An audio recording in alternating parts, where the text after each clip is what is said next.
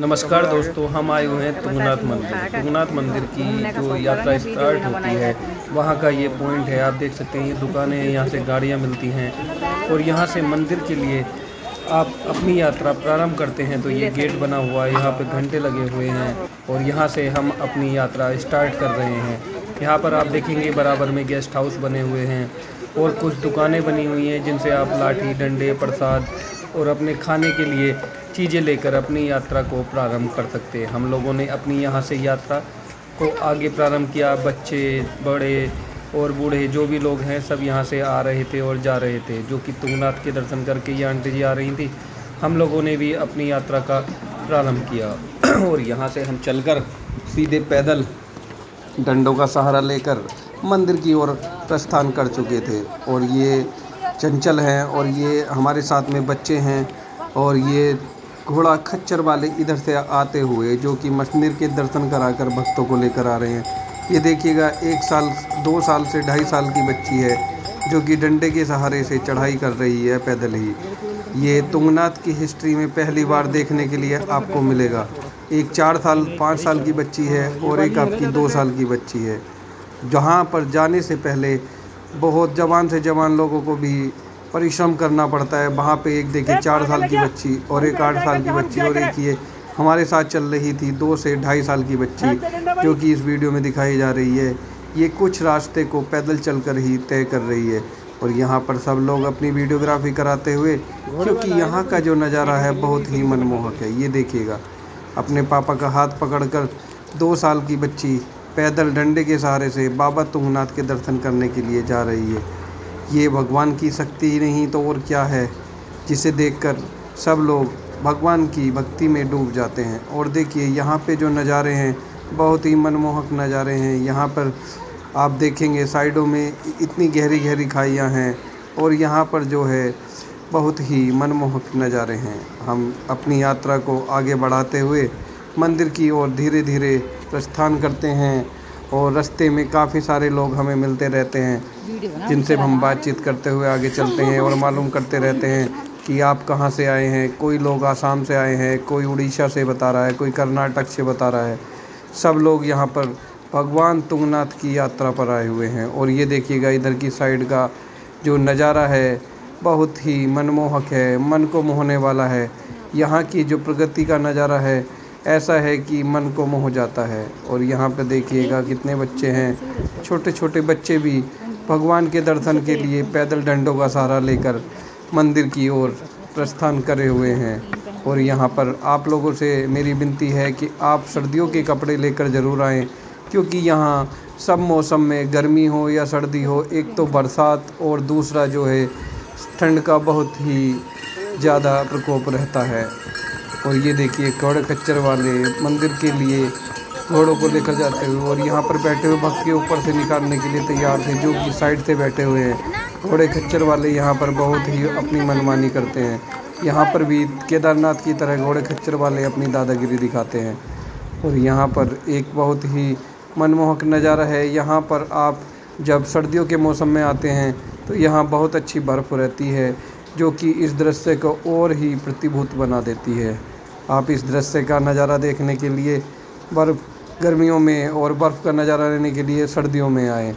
इस टाइम पे गर्मियां हैं, जून का महीना है, तो यहाँ का नज़ारा ऐसा है एकदम चारों ओर हरियाली ही हरियाली है। और यहाँ पर बरसात भी लग जाती है और यहाँ पर आप देखेंगे चारों तरफ एकदम हरियाली ही हरियाली छाई हुई है। और हम लोगों ने यहाँ पर फ़ोटो शूट कराया और उसके बाद हम लोग भी बहुत थक चुके थे। हम भी विश्राम करते करते चल रहे थे और हमने अपने बैग में खाने के लिए कुछ बिस्किट वगैरह और काफ़ी चीज़ें ली थी। यहाँ पर अब ये मैं बता रहा था 4 साल की जो बच्ची है, 6 साल की बच्ची है और एक 10 साल की 8 साल की बच्ची है। इन्होंने शॉर्टकट लेकर ये बहुत बड़ी गलती कर दी है और अब ये थक चुकी है।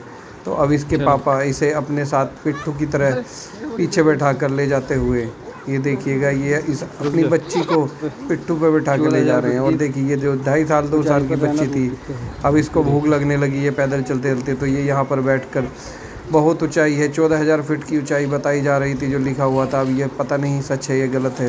तो ये बच्ची दूध पी रही है और फिर आगे चढ़ाई करेगी। और मौसम जो है वो बारिश का होने वाला है। ऊपर से बादल काले काले से होकर लग रहा है कि मेघा बरसने वाली है। ये देखिएगा चारों ओर मेघा का अद्भुत नज़ारा है जो कि बहुत ही मनमोहक है।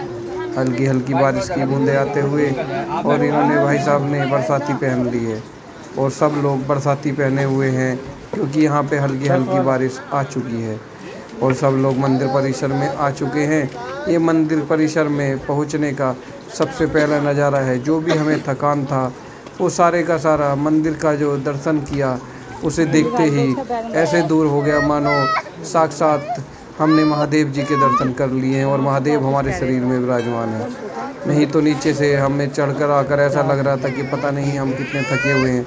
बच्चे भी बहुत थक गए थे, लेकिन जब हमने ऊपर आकर मंदिर परिसर में भगवान का दर्शन किया तो ऐसा लगा कि मानो सारी जो हमारी शक्ति है वो दोबारा से वापस आ गई। सब लोगों ने बरसाती पहने हुए हैं और सब लोग बारिश से बचने के लिए पन्नियों का इस्तेमाल कर रहे हैं। लेकिन यहाँ पर जो है बारिश अब रुक चुकी है और हम मंदिर परिसर के लिए दर्शन करने के लिए आगे बढ़ रहे हैं। लाइन ज़्यादा लंबी नहीं है क्योंकि अभी इतनी भीड़ प्रारंभ नहीं हुई है। जैसे जैसे मंदिर के लिए दर्शन जारी रहेंगे वैसे वैसे भीड़ लगातार बढ़ती जाएगी। और ये देखिए कुछ बच्चे यहाँ पर मंदिर में सेल्फी लेते हुए और सब लोग अपने घर परिवार वालों को बाबा तुंगनाथ के दर्शन कराते हुए। यहाँ से ऊपर देखेंगे तो आप यहाँ से चंद्रशिला का रास्ता जाता है जो कि चंद्रशिला एक ही बहुत ही मनमोहक नज़ारा है।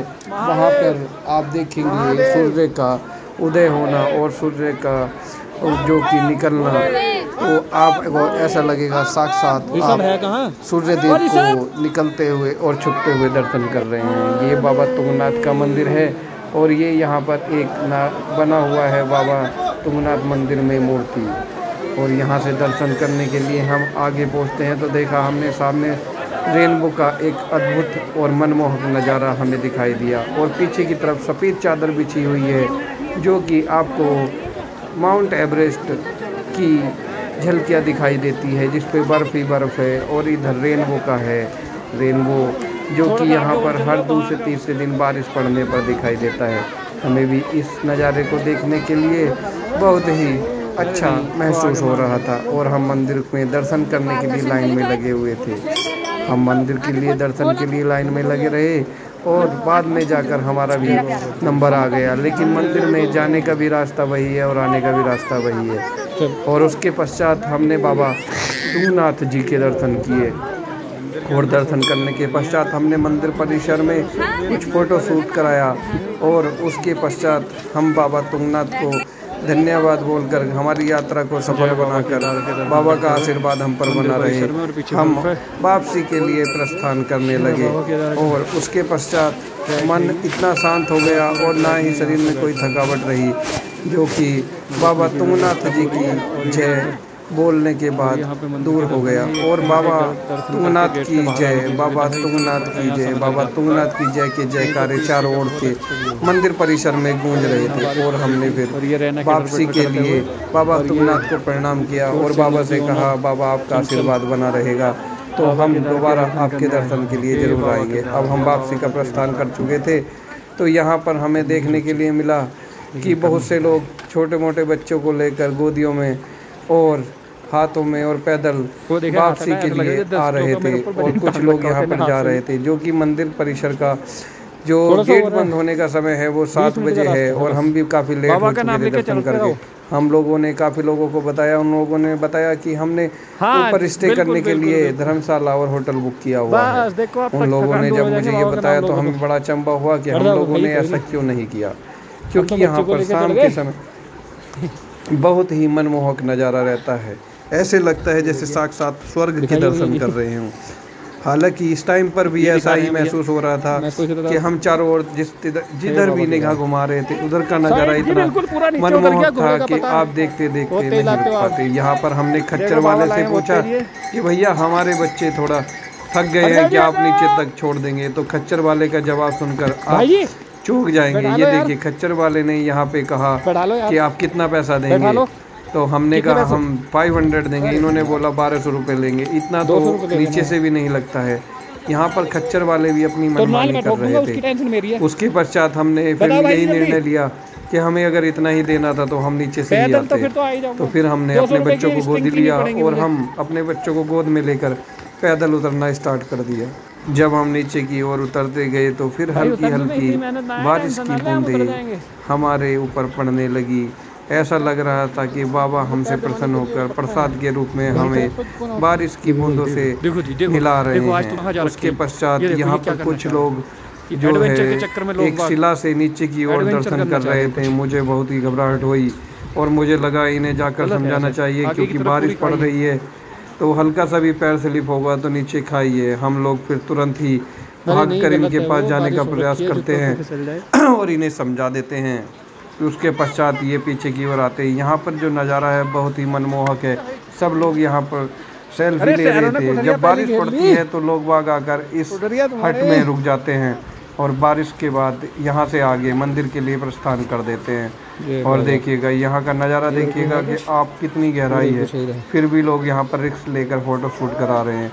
हालांकि मैंने ये यहाँ से दूर से इसको शूट किया है और जूम किया है, लेकिन आप देखिएगा कितना खतरनाक नज़ारा है। और यहाँ पे हमें एक बाबा दिखाई दिए जो ये थके हुए लग रहे थे। और यहाँ से ऊपर की ओर देखेंगे तो ये चंद्रशिला वाला रूट है। हमने सोचा इन बाबा से जाकर, ये थके हुए लग रहे हैं और देखिए इनका वेट भी बहुत ज़्यादा है। तो हमने इनसे 2-4 सवाल जवाब किए कि बाबा आप कहाँ से आए हैं, कौन हैं, क्या हैं और कहाँ जाएंगे। तो बाबा ने अपने जो विचार विमर्श किए उन्हें सुनकर हमें बड़ा अच्छा लगा। बाबा जी ने मुझे बताया कि वो आए हुए हैं अमरोहा डिस्ट्रिक्ट से और यहाँ पर मंदिर के दर्शन किए हैं इन्होंने और उसके पश्चात ये अब वापसी कर रहे हैं। इधर का व्यू देखो। और इनके दर्शन बहुत ही अच्छे हुए हैं। हालांकि यहाँ पर पिट्ठू की सुविधा और घोड़े खच्चर